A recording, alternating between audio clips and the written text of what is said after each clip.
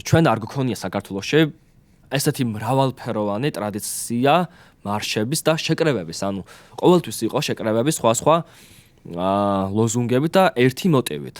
რაღაც არ მოგწონს და მივდივართ ვიშლებით და თან გეოგრაფია იყო ძალიან ვიწრო, რუსთავის გამზირი ყოველთვის, ხო? ეხლა ანუ მთელი ქალაქი როგორც იტყვიან ცოცხლობს, ყველა ჩართული არის პროცესში და რაც მთავარია, ჩნდება განცდა, რომ ეს პოლიტიკური მოთხოვნები არის არა მხოლოდ რაღაც რამდენიმე პოლიტიკური სუბიექტის მოთხოვნა, არამედ ეს არის ეროვნული ბრძოლა.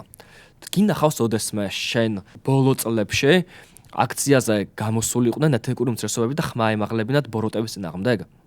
ეს ხო ერთ რამეს ნიშნავს ნამდვილში, რომ ქვეყანა როგორც ეირი და სახელმწიფო შედგა და ამ ეროვნულ თანხმობას, სადაც ეთნიკური უმცირესობაც და სასულიერო პირებიც ამბობენ, რომ არ შეიძლება ძალადობა, ვინ ეწინააღმდეგება? ქართული ოცნება, ხო? თუმხარს არის ქართველი ერი, თავისი მრავალფეროვნებით, თავისი ტრადიციით, თავისი შინაარსით, რომელიც დაფუძნებულია თანასწორობაზე, განვითარებას, დამოუკიდებლობაზე და მოდი ვთქვათ, ეროვნული სახელმწიფოს გამტკიცებაზეც და მეორე მხარეს არის ჩეკისტების მარში.